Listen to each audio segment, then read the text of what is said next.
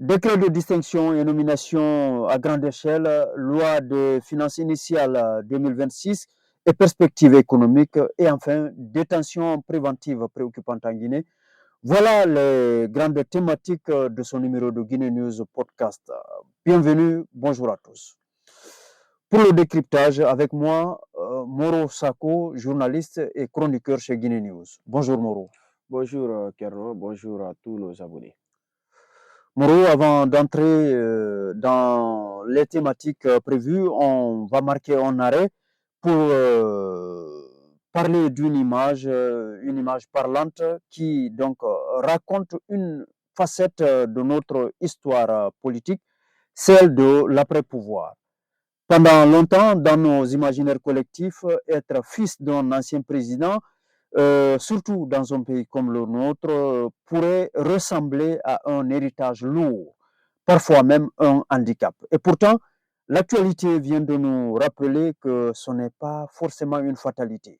Le 28 mars dernier, en effet, dans un décret relayé par Guinée News, un nom réapparaît dans la sphère politique, celui de Daouda Conté. Fils de l'ancien président Lansana Conté donc, qui a dirigé le pays pendant 24 ans. Son fils donc est aujourd'hui nommé directeur général de la Société navale de Guinée.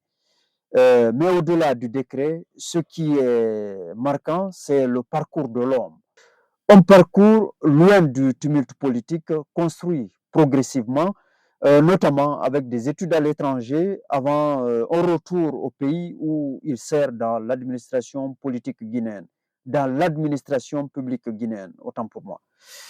Avant cette nomination, rappelez-le, Daouda Conté occupait déjà des fonctions techniques au ministère des Finances.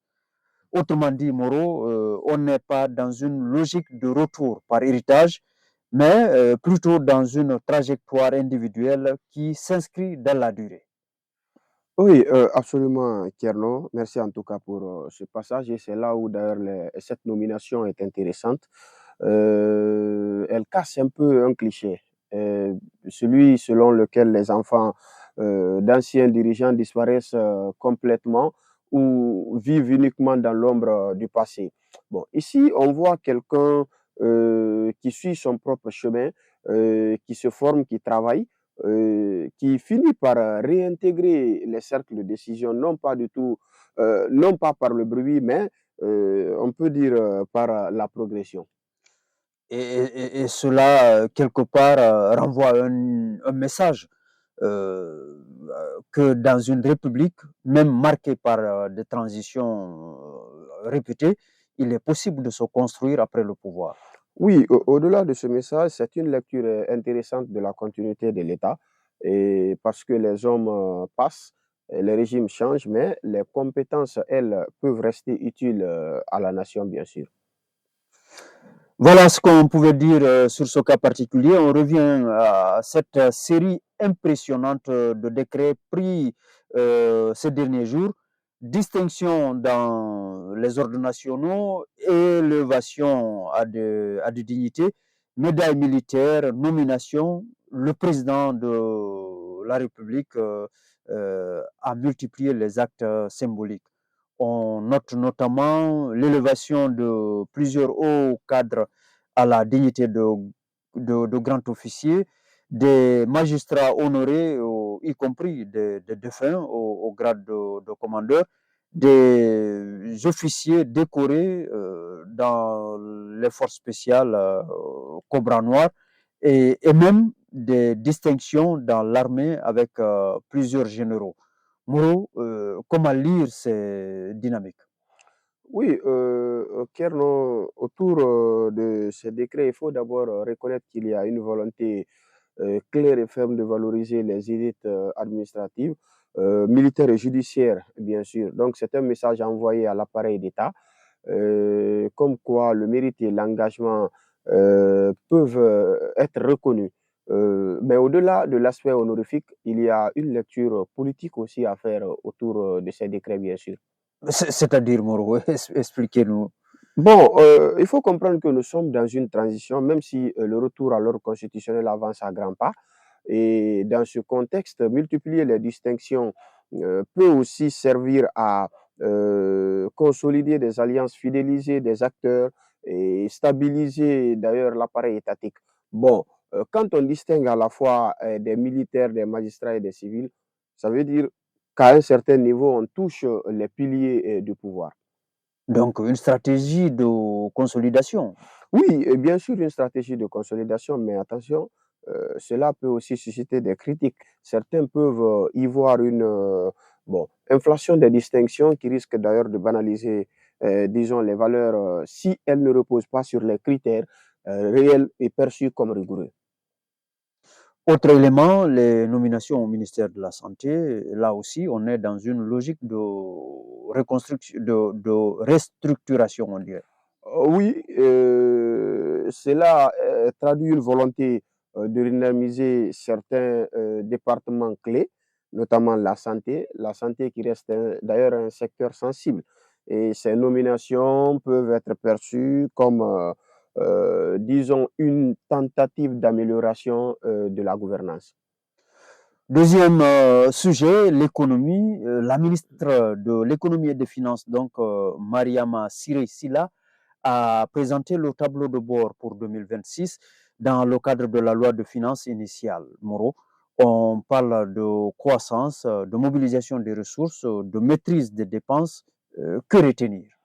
Bon, ce qu'on peut retenir autour de cette présentation de ce qu'on peut appeler tableau de bord, bon, d'ailleurs, ce qui frappe d'abord, c'est l'ambition affichée. Le gouvernement veut maintenir à ce niveau une stabilité macroéconomique tout en finançant des projets structurants.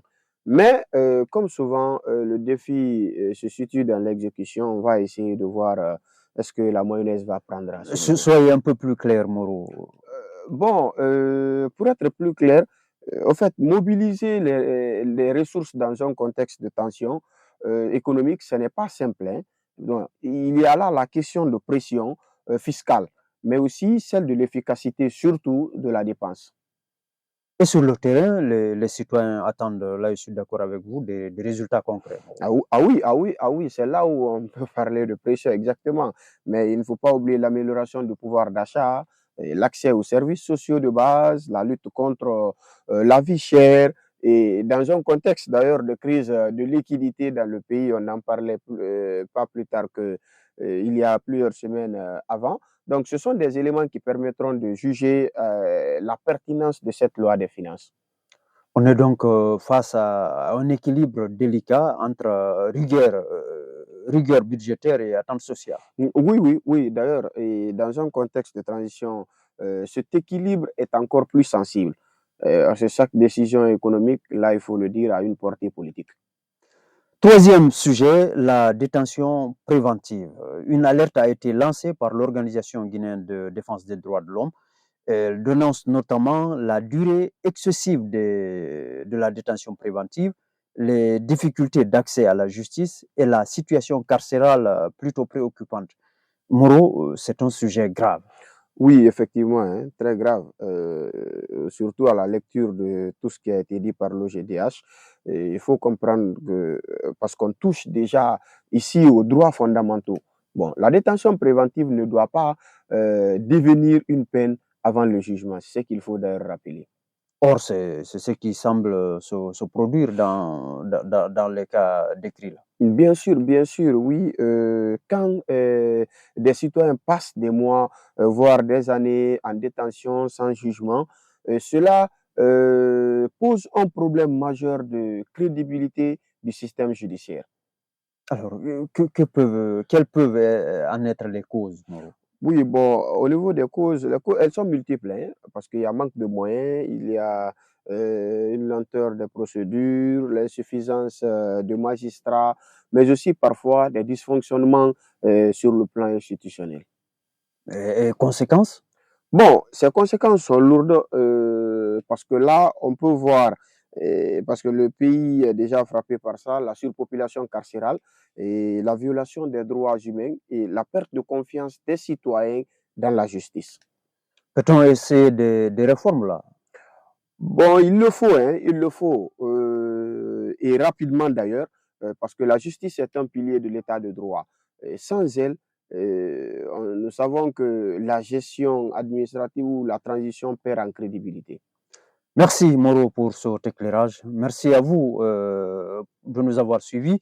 Restez surtout connectés sur guinenews.org et les autres plateformes de Guinée News pour ne rien rater de l'actualité nationale. Au revoir. Ce podcast vous est offert par Orange, leader de la téléphonie mobile en Guinée. La Lonagui, la fortune aux parieurs, les bénéfices à la nation. UMS, leader de la logistique minière et pétrolière en Guinée et dans la sous-région.